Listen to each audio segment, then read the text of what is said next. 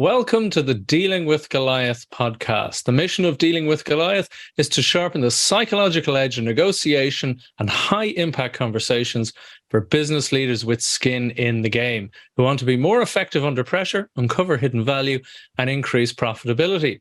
So with expert guests across the business spectrum, we deliver gems of wisdom, delving into their methods, their thinking and approach to business life and to problem solving. This is the Grande Cup of Insight, long-form podcast interview where we take a little bit more time to delve deeper into our guests' experiences, stories, and to get those priceless nuggets for you. I'm your host, Al McBride, and my guest today is Davina Frederick. Davina Frederick is a Florida licensed lawyer and founder of Wealthy Woman Lawyer, a company that helps women law firm owners scale their law firm businesses to and then through $1 million with total ease. Davina also is the host of the Wealthy Woman Lawyer podcast, and she's written 2 books on successfully scaling law firm businesses. Davina, welcome to the show. Thank you. You did a good job getting through that introduction. I always find that the most challenging part when you're doing kind of this video podcast format, because Absolutely. It's hard to memorize those things. And so we wind up reading them and it's a challenge, right?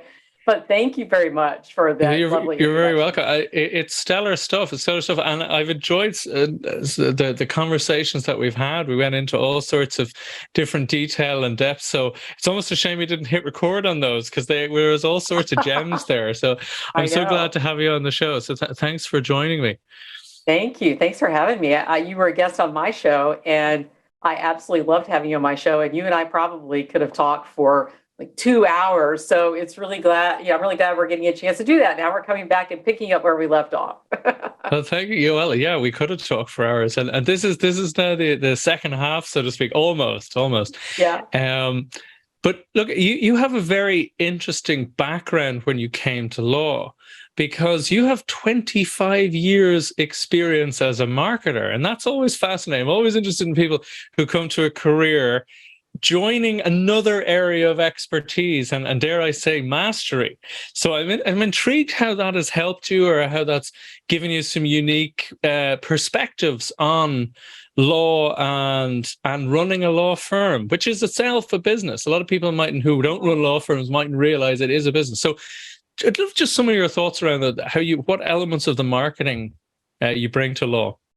Yeah, and actually now, since my probably that bio you read that, it's been 30 years because I celebrate in just a couple of months 15 years of being an attorney, and I was a professional service marketer. That was my career for about 15 years before I became an attorney. And the reason I say 30 is because I started my law firm right out of law school, and obviously continued to do professional services marketing, and now I teach my clients as part of helping them grow their practices. That's a part of what I do. So it has been much like writing, it has been a thread that has been interwoven throughout my entire career, because basically when you are in business, you cannot escape marketing and sales, because until a sale is made, regardless of what kind of business you're in, until a sale is made, business is not being conducted. You're running a hobby or a charity, unless you're, creating profits. That's what business is about. So marketing, professional services for me, in my early days in my career as a marketer, I worked with professional service businesses. So engineering firms, law firms. I was a lead copywriter at an ad agency. So a lot of that's kind of led me here. And then I got an opportunity to go to law school in my late 30s, turned 40 in law school, and have then been a lawyer for the last 15 years. So it is a common thread that is run throughout my career, the marketing. And I'm always marketing and sales, because there's a difference. And I'm always, working with clients and working myself on trying to improve and perfect marketing. How do we get our message out and make our businesses visible so that we're able to impact more people and more lives? Absolutely. And I love that you're focused on an area which I'd imagine an awful lot of, business owners struggle with, and I'd imagine an awful lot of law firm owners, lawyers struggle with, which is because they think I'm here to do the law. Why do I have to do this marketing stuff? So what are some of those common problems that a lot of your clients come to you with? Well, to be clear, what I do with my clients now is not just marketing. Marketing Of is a course. piece of it.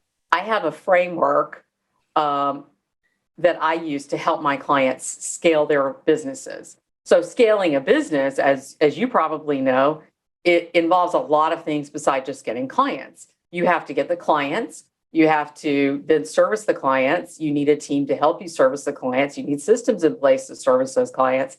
And you need to provide that optimal customer service experience. And then also, you need to learn all about money and how to manage money and work with money. So my clients now are lawyers and who decided to become business owners. So they've gone through law school and they've learned how to be lawyers and think like a lawyer, which is a big thing. Any lawyer listening to this knows what I mean when I say think like a lawyer. Mm-hmm. But then if you get out and you hang your shingle like I did right out of law school and you start a business, you very quickly realize, wait a minute, there's a whole body of knowledge that I don't have. And that is how to own and operate this business and then grow it so that it becomes a very successful business. So all of those skills are the ones that I work with my clients on developing so that they really evolve and grow into the person who can lead $1 million, multi-million-dollar law firm business. Okay. So, at what stage do they usually meet you at? And what's the great need in their head? Is it I need more clients, or how do I scale, or how do I make it repeatable? I work with women law firm owners at various stages of their growth. So my private clients are the ones they have no trouble getting clients. They've been in business for a while, and they have they're not having trouble getting those referrals. They've sort of worked that out, but they get to a point usually, and this is really a characteristics that women, I find more in women than men, in that they are working by themselves for way longer than they should.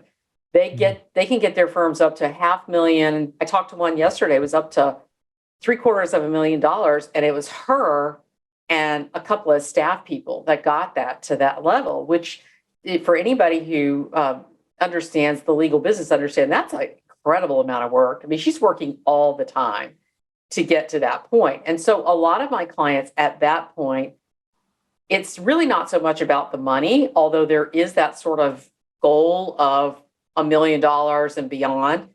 For my clients at that stage, it is about I'm burning out. I am worn out from doing all of this, and I'm going to walk away from it all if I continue this way. And so what I do is come in and help them understand what pillars they need to put in place in their firm to shore it up and get to the next level. So what got them here, that hard work that high achieving women do, is not the thing that is going to get them to the next level. But we have to do a lot of mindset work to get people to understand that and to make that shift. So the pieces and parts we can put in place, but we have to become the people who think like that to be able to put those things in place and then lead and manage a law firm with a bunch of people working for us now into the next, decade, right? 2 decades of our career. So that's really where I'm working with the majority of my clients. I do have a community for women law firm owners who are in the earlier stages of their business where they're just trying to get the business fundamentals. They're trying to figure out how to get clients and then how to get the work done while they're still continuing to get clients, and that sort of feast famine cycle. And so I have a community for them as well, where we sort of do group coaching and that kind of thing to work to get them up to that $500,000 kind of stage. And then the next stage beyond is where I tend to work with my clients individually. So those are the two things that are really on their mind. I just a survey among my community and asked them the number one reason they started their own law firm business. And across the board, it was flexibility. It was control of their time and flexibility. So a lot of them have children, or they may have other family members they're caring for. And the traditional law firm model did not work for them. And it's also the traditional law firm model tends to be dominated by men, and particularly white men, what I call the white men over 60 club. I used to call it white men over 50 club until I got over 50, and now I call it white men over 60 club. But so it's a model that's very traditional and slow to change. And big law firms are changing slowly over time. But I'm kind of coming in with a grassroots approach and saying, let's just start our own law firms and create the kind of law firms we want to see. Law firms that allow us to be flexible in not only where we work, but how we work and who we work with, right? And in addition to that, it is my belief that most women law firm owners who start their firms for that purpose have kind of very they have goals that are very simple. You know, I want to make a certain amount of money and be able to work for myself and help take care of my family. And one of the things that I'm coming in and doing is encouraging them to aspire to greater heights. Because I think what we're really missing is we're missing women-led law firms that can be national and international. Those firms that can really create a global impact that are led by women, because very few law firms are led by women because we just don't have the long history and the mentorship and all of the network that, you know, that men have had all of these years, right? So we're now putting those things in place. We're starting to see those changes, and I'm encouraging them go to the million and go beyond the million, because a lot would be happy just to make enough to cover, you know, helping to take care of their families.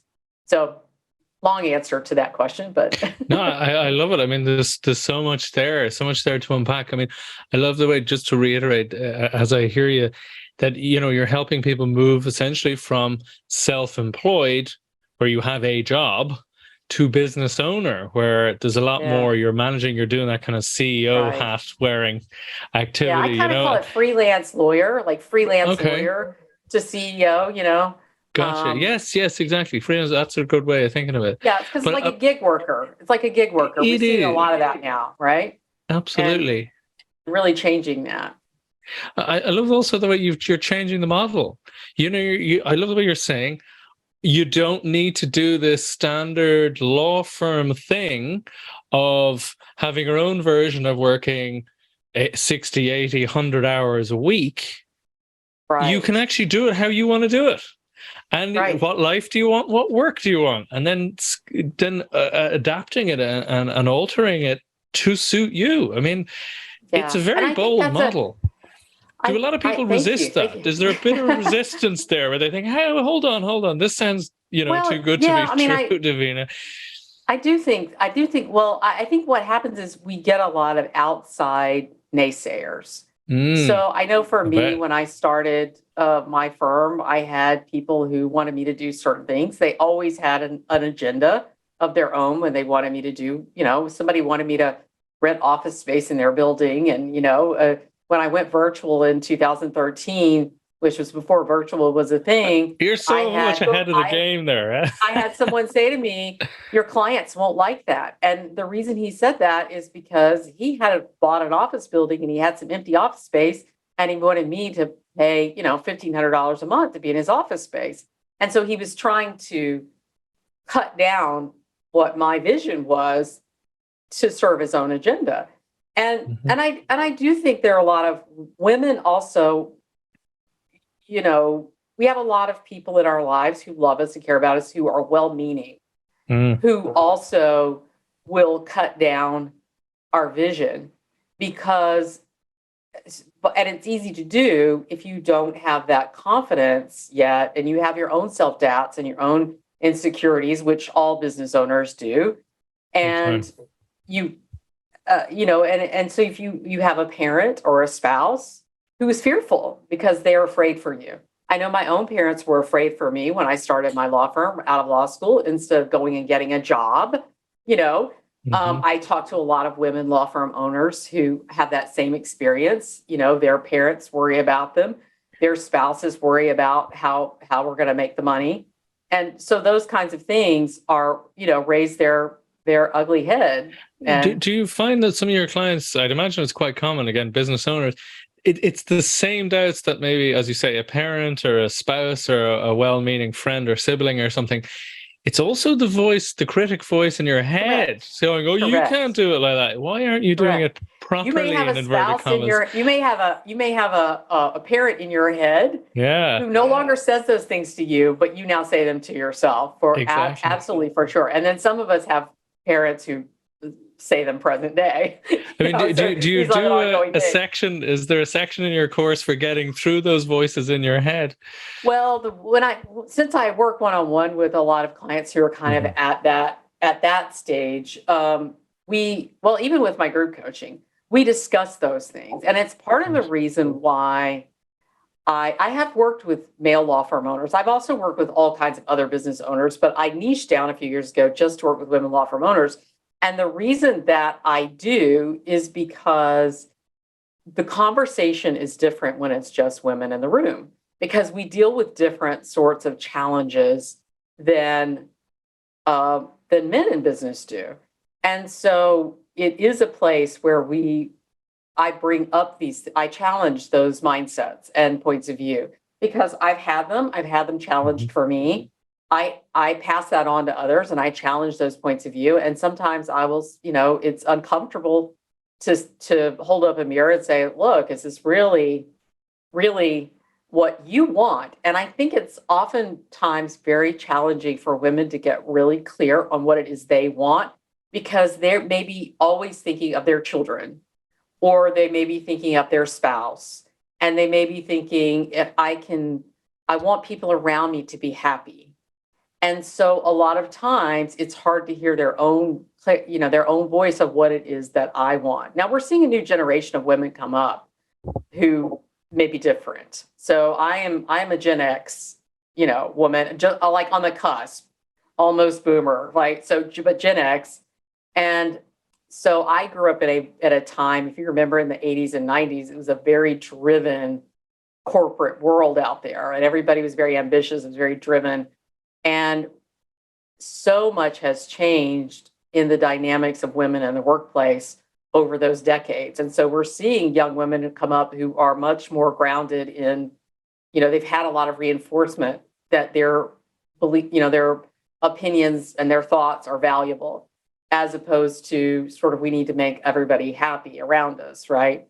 But I still deal with millennial women, with Gen X women. We're still dealing with some of these of, I need to put other people first and before me. And that may be clients. It may be the bar asking you to do things. It may be the community asking you to do things. We're taught service to the community and service to others. And that's why so many women are tapped for volunteer work, and you don't see men doing the same. And to advance my career, I need to volunteer for legal aid. I need to volunteer for this. I need to volunteer for that. And that's the way in past women have connected. When they weren't able to be in the workforce, they did it through their philanthropy and their volunteer stuff. And that thread is still there. And that pressure is on women to give back. And I don't have any problem with giving back. But I think the issue is we're doing it on the backs of a lot of women who are burned out. And I think there is a different path. And so one of the things I share with my clients is, let's go make the money, and then we can write a check. And that's probably going to give back way more than going and serving in a soup line, right? So I do have, it is a belief that I have, it is a philosophy that I have that's different from other people's philosophy around this. But I just, I'm here to support women in sort of thinking bigger and aspiring to bigger, and realizing that they can have economic power and they can create that for themselves.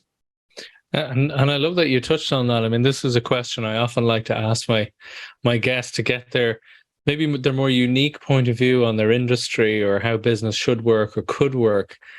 And it's such a great point that you're really changing the dynamic of what's possible, of what is creating maybe even a new normal, particularly with expectations. And you also, from our previous conversations, what I love about it is you're very focused on the quality of life. Because you mentioned burnout there and anti-burnout. So it's all about making conscious choices to sculpt the type of firm that you want, the type of work that you want, or clients that you want. Could you maybe talk a little bit more about that? Like, what are some of these areas that your clients tend to have choice on, which maybe even some listeners don't realize that there's even a choice there? So one of the things you mentioned Number one is how you manage your time. Yeah. So I have a lot of people reach out to me and say, I have a time management issue. And there are all kinds of time management tools out there. All that information is there, for them, and I share with them. But most of the time, what I find is they don't have a time management problem. They have a priority management problem. And they're not putting themselves on the calendar first. So what they're doing, just to give you one little example, picking up your phone first thing in the morning before you even go pee, picking up your phone and answering those emails that come in, or getting to the office and the first thing you do is dive into your email. What you've just done is you've let other people's priorities hijack your priorities. Because truthfully, in the law, there are very few emergencies that require us to respond. If they are, people call the office if there's a true emergency. But we have it in our head that we're missing. It's that FOMO, that fear of missing out. And we need to answer. Everybody's just waiting to hear from us. And we need to answer that email first thing in the morning. And when you do that, half your day is gone because now you've just jumped in and started responding to people and you're not intentionally managing your time. Another area is delegation.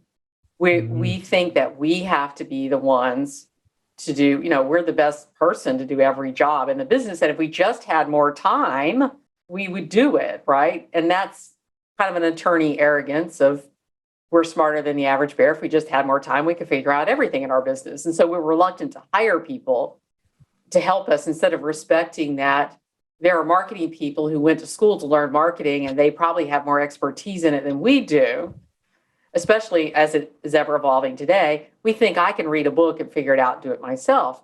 Well, those are choices that you're making. And they're choices that I argue aren't working in your favor. And I mean, I had a conversation with a woman law firm owner one time who was so low. She had a couple of people working for her, and she insisted that she needed to be the one to call the copier company to come fix the copier because she's the one who knew whatever code or whatever. And it was like that. And she was upset that I challenged her on that and insisted that this was what she would do, and that little thing of calling the copier company. Okay, no big deal. May take you a half an hour, whatever. But that adds up over time. And now you've got a full day, a 15-minute, half an hour here and there doing the low income producing activities instead of your high revenue generating activities. Those things that are really going to cause quantum leaps in your business. You're sitting here nitpicking over some detail that you could have your $10 an hour person or your $12 an hour person do for you. And it's that kind of thing. And I think that again is different for women than it is for men. Men often start their careers. One of the things I posted recently was a reel. When I started my law firm, it was just me, and I got invited I started networking immediately because marketing, and I got appointed. I was on all these committees, and then I got appointed to leadership in committees. So here I was, brand new baby lawyer, trying to figure out how to run a law firm, trying to figure out how to be a lawyer, appointed to all these committees. That meant I would be doing the work. I was the implementer of the committees. I was on one committee for an end of court, and it was all judges. And so they would come up with their ideas, and then I would have to go implement them. And finally, a mentor of mine said, Davina, you realize that these people have secretaries. The man who is the president of the organization is not doing all these things. His secretary is doing them. And secretary is an old-fashioned word, but where I live, that's what is very common, right? And it's one of the things that I see with my women law firm owners now, very sophisticated, modern women And when they eventually do start hiring, they never start with just hiring an assistant just for them, an executive assistant. They may hire an assistant for the firm, Right. and they may hire paralegals for the firm, and they eventually get to the point where they hire attorneys. They never hire those soon enough. But having an assistant just for you, for a lot of them, it doesn't even occur to them. And secondly, there's something about it that makes them, that brings up negative feelings about that. And they don't think the same way that men in business do. And we see it from assistants as well. We see that oftentimes assistants who would not take offense at something if a male boss said it to them, take offense if a female boss says it to them. I just had this conversation with a client this week who has that very problem. She's very direct. She's super, super smart. She's been an attorney for decades and over 40 years. And she has to be very careful about how she talks to her women employees because they can easily get hurt feelings, and then she's got a problem. Whereas men, I've seen male law firm owners, mow over women who work for them, and the women are like, oh yeah, whatever.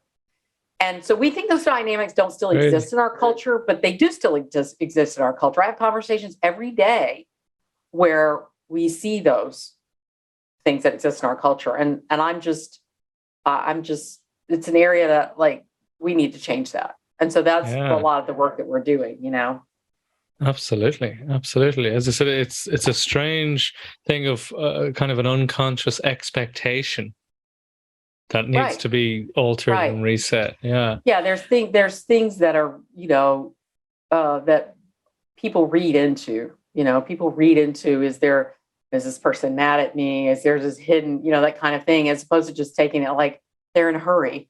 Because all women lawyers are doing, running around like crazy. And so that's one of the challenges of getting help. And they often just say, it's just quicker and easier if I do it myself. Which isn't helpful, as you say. This is that problem where I remember, the great consultant Perry Marshall used to say, think in terms of every task. If you had to outsource it, what would be the dollar cost? Like, is it a $10 task? Is it $20 per hour to get someone to do it? Or is it $500? I have an equation even set out for my clients.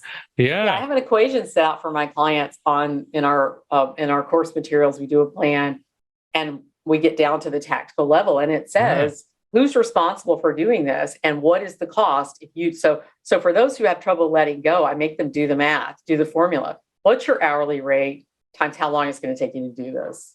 What could you pay to have it? And then they see, oh my gosh, I'm paying $3,000 for something that I can pay, $250 for, right?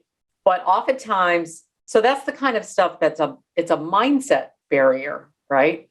Because they just have it. And it's also math, fear of math. A lot of lawyers will say, I don't do math. That's why I became a lawyer. So a lot of what we do is really showing them some business math and getting them to look at the data, right? And that's what I would hope changes people around in that idea of, well, just as a random number, if it's $300 for me to do the most value work, and I spend time doing $100 task instead of paying someone $100 to do that, then you're losing $200 in that hour. So it's actually a loss. I do want to say there's really a legitimate issue now in the current economy, because one of the big struggles that all law firm owners are having now is hiring and getting people in. And oftentimes they're hiring people because they don't have a lot of candidates, and then those people don't have the skills to do the job. And there's also, so how do we create hiring systems so that we can make sure we're getting the right people? But we really are facing a real challenge right now. And so I understand there are a lot of women law firm owners who may be listening to this going, well, I have tried to delegate, but they can't seem to pick up what I'm throwing down, and I have to train them, and I'm tired from training. And there are ways to get your training done without you being the one to do it as well.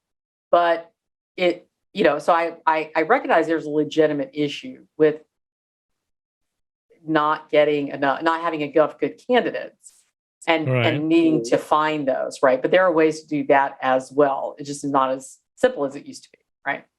So just put that out there for those who are listening. I think you're right. I think it's a huge problem across all sorts of industries, is getting quality candidates. And I mean quality in terms of they're a good fit for the role, that they can do the role. Absolutely. Just changing the focus, moving slightly over here, just from a conversation we were having earlier, just around this idea of negotiation. As you know, I'm particularly interested in negotiation and those sort of communications and back and forth, those sort of dynamics. And it was fascinating. You mentioned about the problem that many of your clients have, and many business owners have this problem. This is why I thought it was fascinating, that when you're there, when you're dealing with your client, and then they suddenly want to negotiate the fee, which you thought was pretty clear, and I thought we'd agreed on this. What's going on?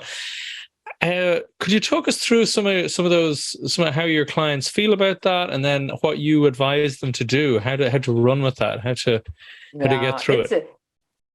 So anybody who works who has their own small business probably has at some point or another had people try to negotiate fees with you.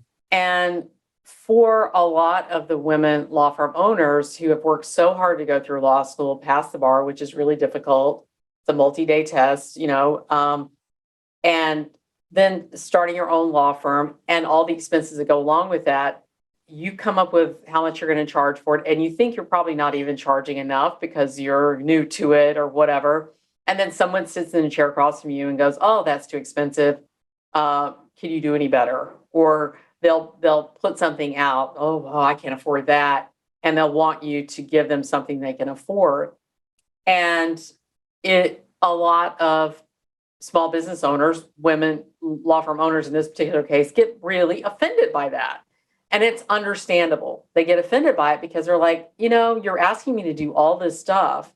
I'm not going to sleep. I'm going to be thinking about your problem all the time. I'm going to go do all this work. I'm going to have to go drive to the courthouse. I'm going to have to deal with this, jerk of an opposing counsel and all this, and all the things that go into helping people. And you are wanting me to do it for free, or you are wanting me to do it for essentially free, or no money, or a little bit of money, or not nearly enough, or whatever.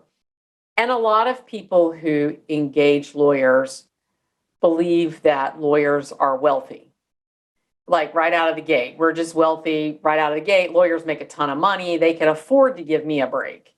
And they don't realize that lawyers starting out don't make a ton of money. And a lot of lawyers will work for 10, 20 years and not make very much money. And so that's a myth. But the other thing is there's this idea of, well, I can't afford it, so you should help me pay for it. Mm-hmm. And they don't think of it that way. But that's what I talk to my clients about. I said, basically what they're asking you to do is, because I've had clients say, I'm really bad about giving discounts because I feel sorry for people and, blah, blah, blah. And I want to serve this audience. And I said, well, essentially what you're doing is writing them a check for the difference. You don't realize that, but if next time somebody says to you, you said, my fee's $5,000, they said, well, I can't pay that. I can pay $2,500. And you go, okay, once you get your checkbook out and write $2,500 and give it to them, because that's just what you've done. Exactly. That's just it's a great analogy and way to think about it. Yeah. And also a lot of women are so compassionate and big-hearted, and not all of us are. Some of us are mean as rattlesnakes, but that they want to help. Their help have a helping nature, and maybe they've been brought up that way or whatever. But what I remind them is that when you are buying into this person's story, their money story, and it may be legit, it may not, but when you're buying into it and you're making the decision to take that on for way lower than the business requires you to take it on, what you're doing is you are asking other people to pay for it, because somebody has to pay for it. So it's your spouse that's paying for it because you're not going to bring home as much money this month. It's your children who are paying for it because you're not bringing home as much money. It's your employees because you can't give them raises, and therefore it's their families because they can't bring home enough money. It's the existing clients who've already paid you in full who are counting on you to keep this a profitable, sustainable firm, so you will be there for them through the life of their case. So you're making that decision for a lot of people when you sit there. And I think most people don't think of it that way. They only think of themselves, well, I can do that. I could sleep at night if I do that. It's a But great they're not reframe. thinking Yeah, about the the real cost. consequence, Yeah, the real right? consequence. Yeah. And so what do you do when somebody wants to negotiate fees? That's the question. And I have a colleague who is, we did a recording together. That's actually one of our podcast episodes, Sean Carroll Sandy, who is a master sales coach. And I love this. She goes out and she teaches sales teams and companies. And so she had obviously it's had more than one, but she had a man say to her, well, this is all great. I'd love to have you do that. The only thing that we need to work on is negotiating the price because this is too much. And she just leaned forward. She says, I don't negotiate my fees. And that was it. And he was like, well, and she goes, well, what kind of salesperson would I be? What kind of sales trainer would I be? If I come in here and I start backpedaling on my fees on the thing that I'm selling you, I believe in the value of the thing that I'm selling you. And these are my fees. So I don't negotiate my fees. She didn't even go into that much explanation. She decided to negotiate my fees. He's like, okay, then. And he signed the contract worth, several $1,000s. So I don't negotiate my fees is very powerful. Also, scaling service is powerful. If they truly can't afford it, you may be able to scale service. So they're not getting, I once had a boss who said, don't sell a Cadillac to people who want to buy a Ford, want to buy like a Absolutely. whatever, right? And he said Ford Focus or whatever. And he says, don't sell a Cadillac. And I'm like, sometimes people genuinely cannot afford a thing. If they can't, you can scale service. But the biggest issue with business owners who get into that is they haven't done the math. They haven't tracked the time to see how long it actually takes to do a job. They haven't calculated what it takes to make a profit. They haven't calculated what it costs for the overhead. They haven't done the math. And so if you have done the math, then when you're sitting there for somebody and they're saying to you, well, I only want to pay $500 for that, you say, well, go to the state bar referral service and look up. There's some brand new baby lawyers who just graduated law school. They may be able to do it for you, or you can go to legal aid, or you can go to, like for my criminal defense attorneys, you literally can get a public defender. I mean, so there are other solutions, and the arrogance of thinking that you are the only solution to solve the problem is part of the problem.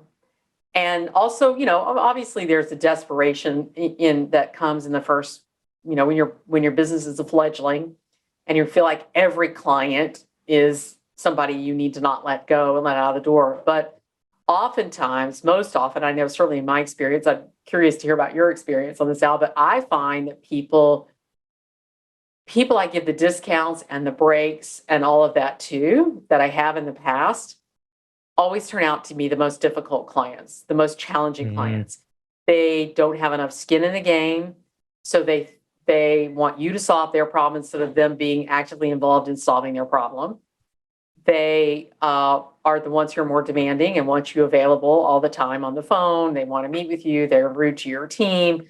All of these kinds of things happen when you compromise when you start negotiating, you begin to negotiate a lot of things in that particular area. It's a really interesting point, yeah, because as an old friend of mine says, if the price is going down, as you said, the services are being removed from the table. And that's fine. As you said, you can have a menu of services depending on what your business or your service is, that maybe you can reduce, or you can, take them and do a time-bound thing where, we'll do this in the second quarter, the third quarter down the road. So I completely agree that the fundamental price may not actually change, but the service is being delivered and the time or whatever that is taking. There's just another great point I'd love to circle back to that you made and just emphasize it for the listeners, because it's something I love to do as well, is to get people to really examine what costs what in their business so that they know where they can actually potentially reduce service or negotiate, and where the margin is extremely thin or what's non-negotiable. Oh, it's also around, as I said, those ideas of either front loading or back loading certain levels of payment. That would be one of the other areas. But again, it depends on your industry. It may or may not be Well, and possible. the issue is that oftentimes, if we're backloading, we don't get paid, and then we're chasing money. That is the problem. And so, the more you can get up front, the better, obviously. And Absolutely. also there need to be ways for you to get out of a thing if they're not coming through with later payments, right? Of course. So you can't do that, but there are methods and techniques for sort of structuring your arrangement with them.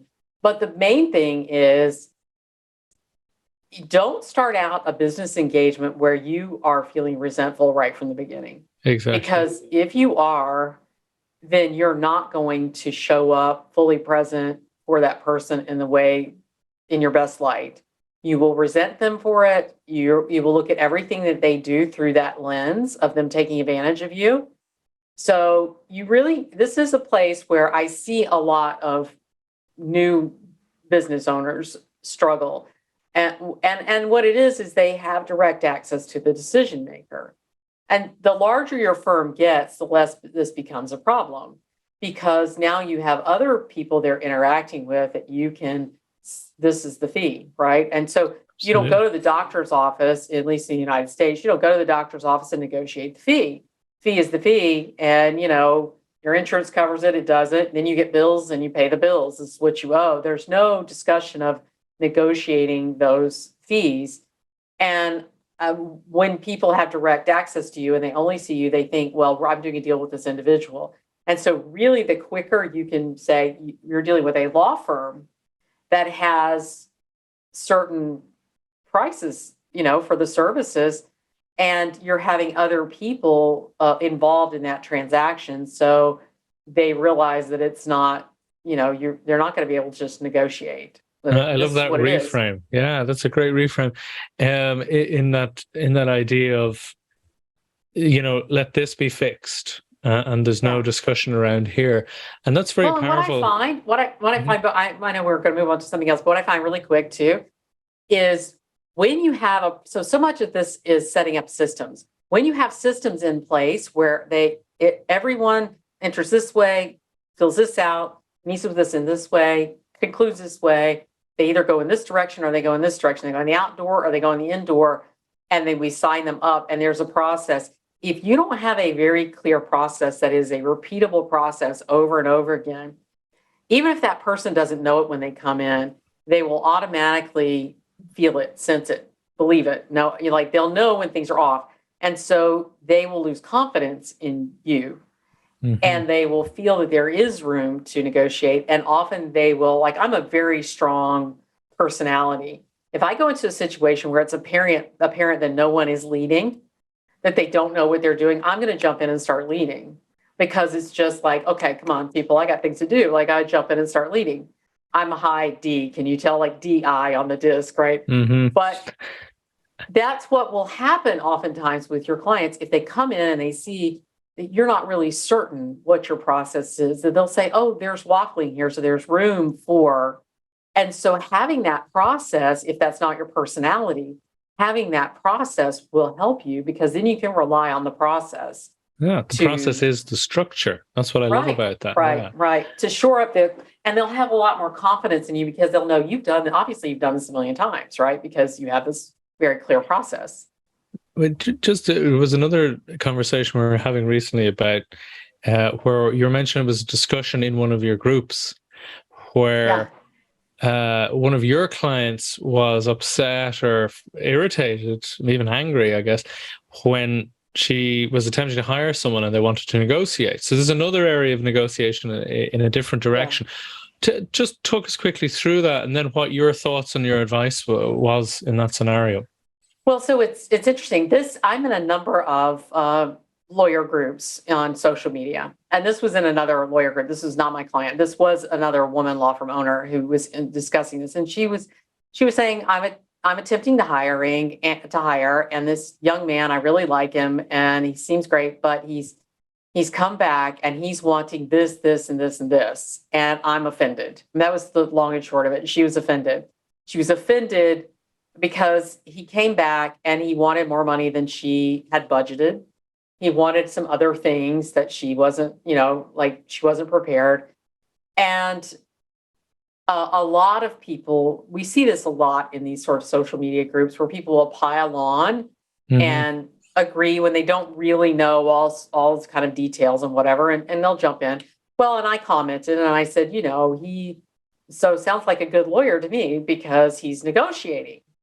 Oftentimes women, the statistics will tell you that women don't negotiate as frequently for jobs as men. And women, in fact, will look at a posting, and if they don't meet 100% of that criteria, they won't apply.